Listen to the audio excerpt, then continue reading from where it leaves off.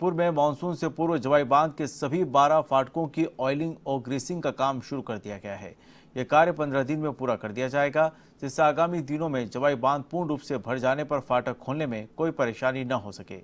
जल संसाधन विभाग के कनिष्ठ अभियंता गणपत देवासी ने बताया कि प्रतिवर्ष की तरह इस बार भी मानसून से पूर्व बांधों के गेटों की ऑयलिंग और ग्रीसिंग का कार्य शुरू कर दिया गया है।